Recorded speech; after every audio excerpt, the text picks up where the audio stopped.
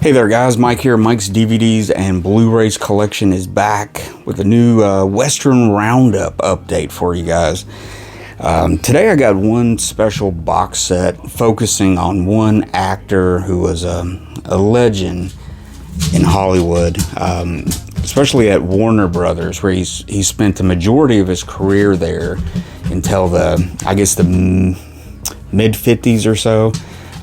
He would pass away at too young. I think it was like 1959 when he passed away. I'm talking about Errol Flynn. And he did a lot of stuff. He did like swashbuckler pirate,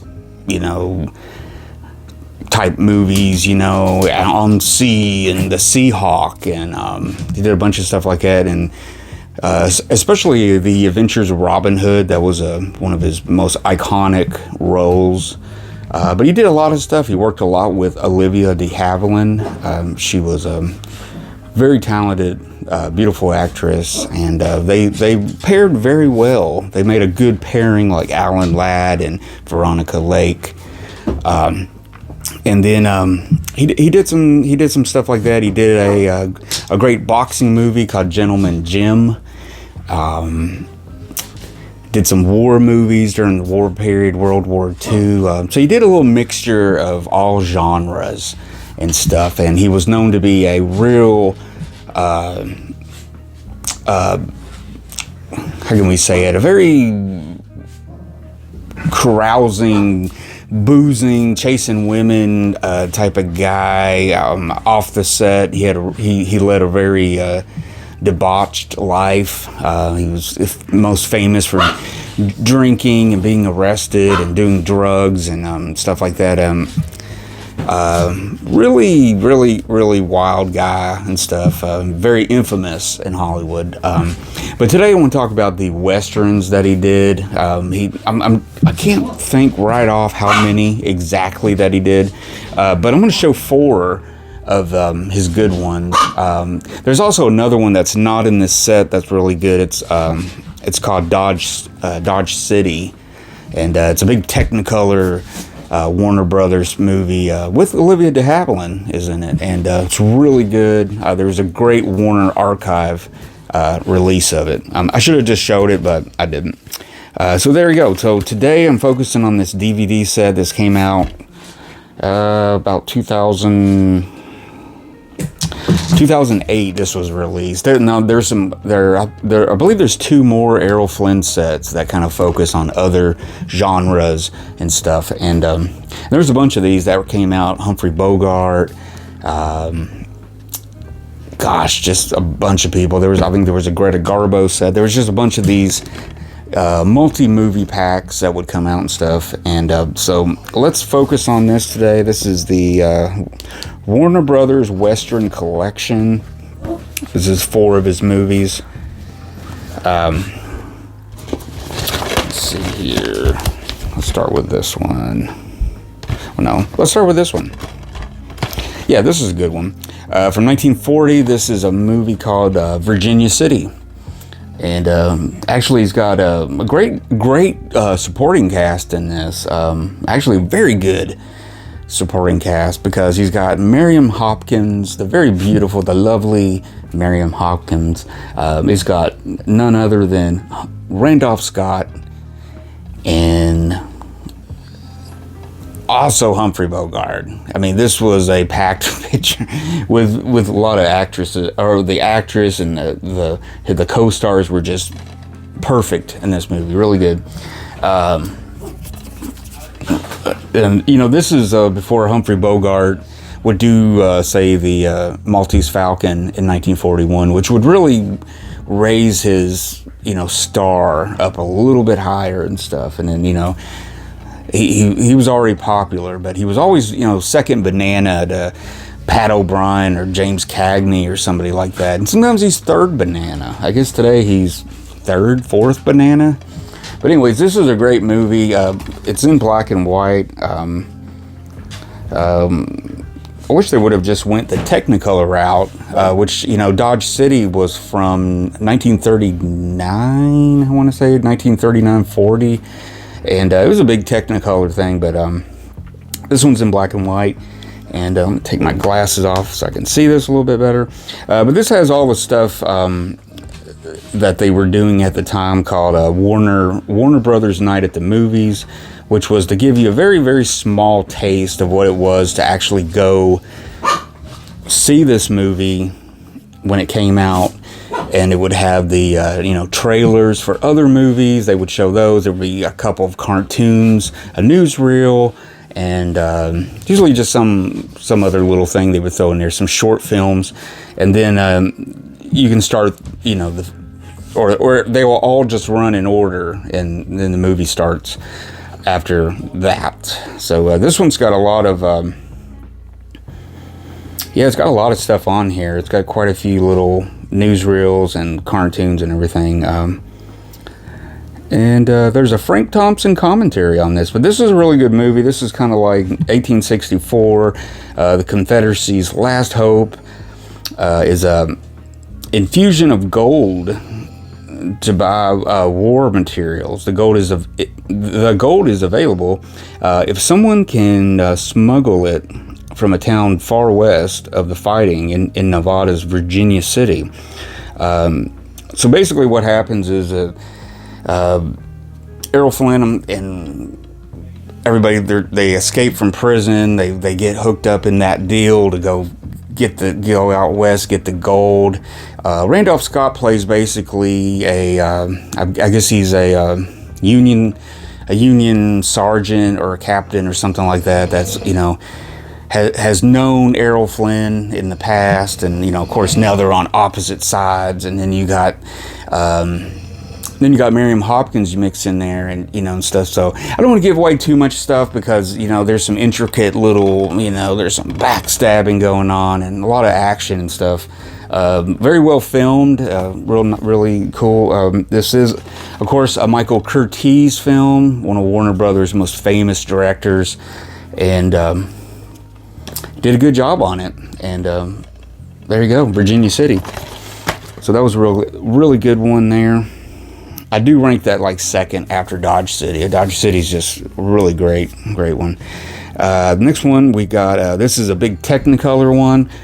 This time he teams up with Alexis Smith, and she was an actress at Warner Brothers at the time, and she was in a lot of stuff, and she teamed up with Errol Flynn quite a few times, actually. I think they did about 4 or 5 movies at least together. But this one is San Antonio.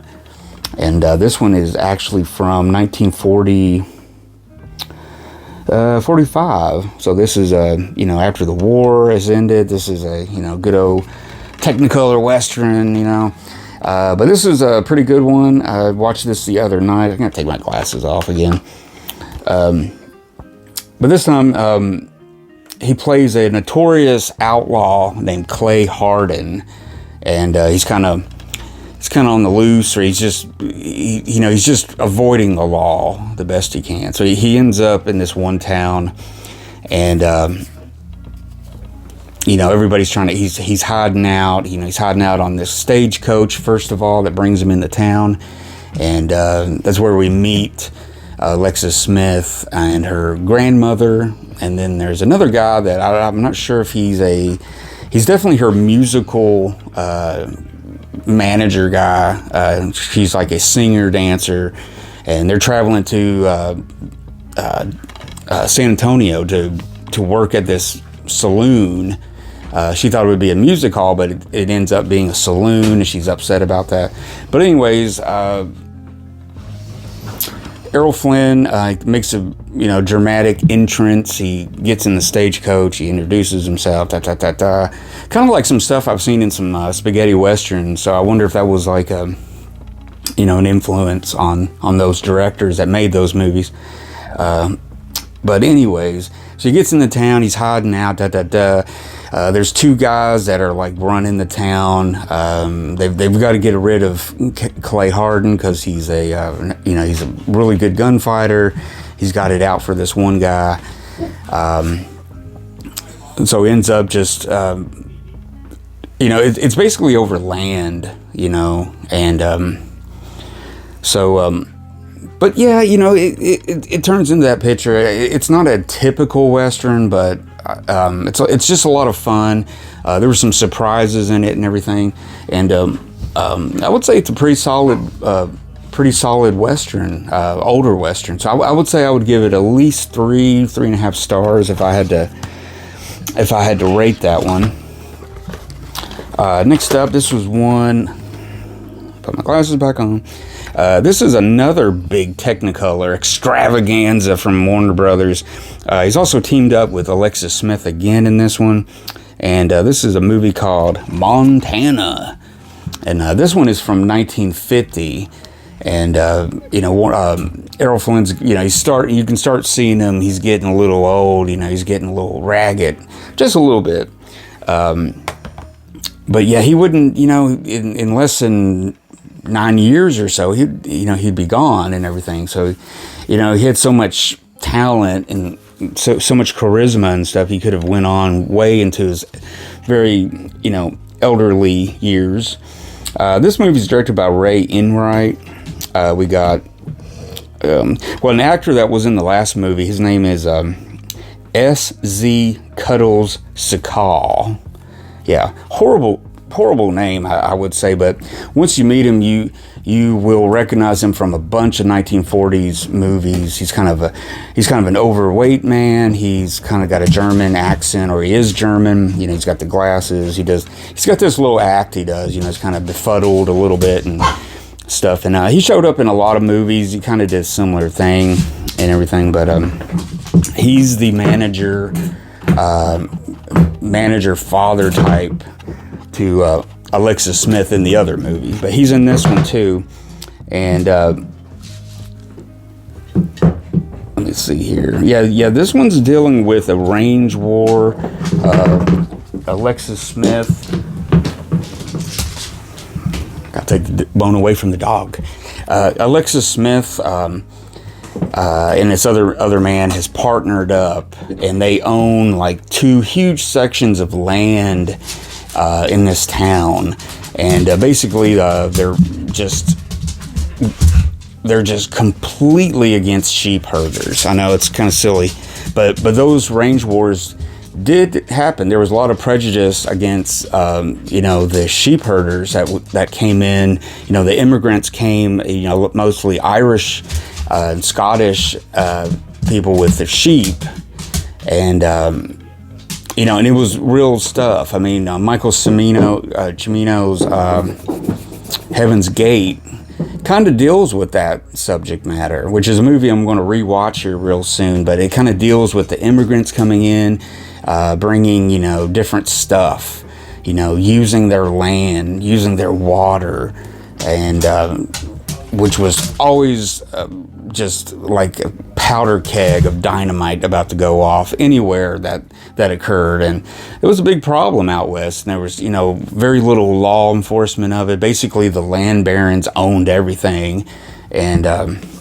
stuff like that. But anyways, that's kind of the gist of this movie. Of course, Errol Flynn falls in love with Alexis Smith. She hates him, she loves him, she hates him. In the end, he tries to get some of the other town people together that, they also can't, benefit from the water or the land or anything either. And they're cut off from a lot of stuff, because everything is those 2 people owning everything. So they get together. They're like, yeah, we're tired of this, and all this stuff. So basically, there's a lot of good fight scenes, a lot of dramatic stuff. Really, really cool stuff. I mean, Errol Flynn gets beat up pretty badly a couple times in this movie and everything. So, but really good movie. Kind of ends like you think it might end, but it doesn't. So check that one out. But yeah, pretty good movie. It was a first time watch, and I really liked it. So that's Montana. Okay, guys, and the last one in this set is a movie called Rocky Mountain. And this time he teams up with an actress named Patrice Wymore. And she wasn't a very big actress or anything, but off screen they would soon be married. They would marry each other real life, fall in love on the set, whatever. She was much younger than him, and because Errol Smith is getting up there about this time in age, and this is only 1950. Actually, it's 1950 again.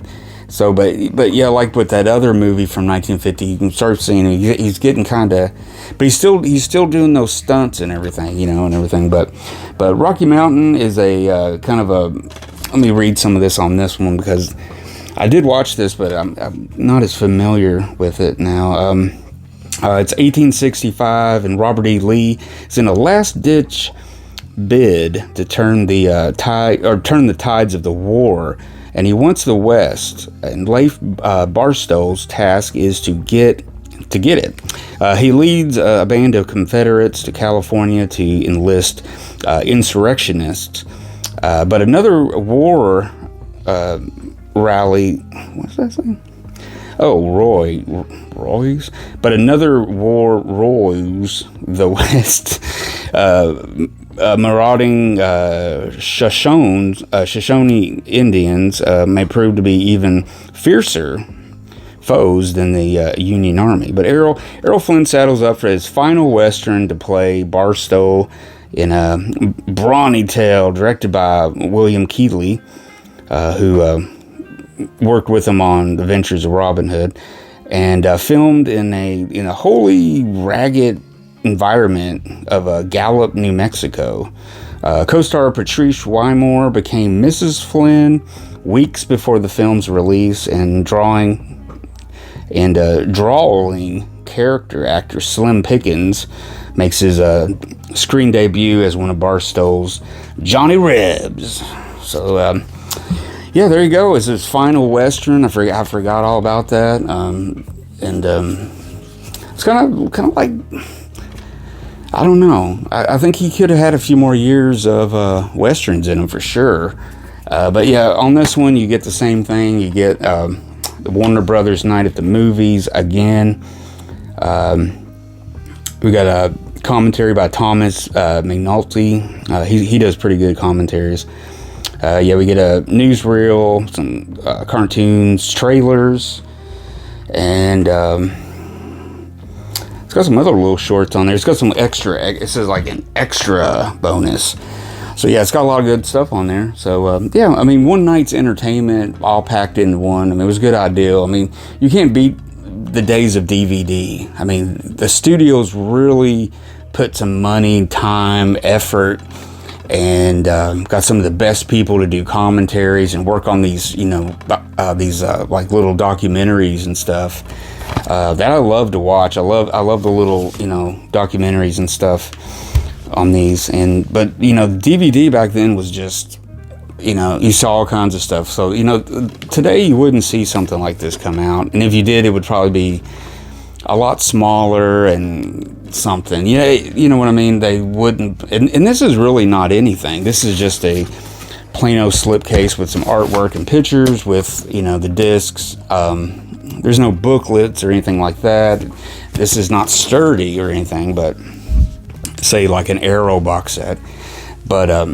But yeah, there was tons of these. There was just all kinds of different stuff that came out, and even their best releases back in the day would just be really nice stuff, just real quality and stuff that in some cases almost better than the better Arrow releases and stuff like that today. I mean, they really did some good stuff back in the day. You know, of course, you know, it was starting to wane. They get the Bluray, blah blah blah, and you know, so it's still that battle with physical media and everything. But anyways, guys, enough of my yapping. So today, this Western Roundup update focused on this Errol Flynn, the Warner Brothers Western Collection, which is got four of his Western movies that he did at Warner Brothers. So pretty cool stuff. So there you go, guys. So let me know in the comments what you think about Errol Flynn as a Western star. You know, and stuff. I thought he did pretty good. He was a really good action guy. He really got in there and stuff. But let me know. Check out my other videos, and subscribe to my channel if you haven't already. And I would appreciate if you didn't like it, guys, give me a thumbs up. All that good stuff. But until next time, guys, I'm going to ride out, and I'll see you guys again on another Western Roundup update.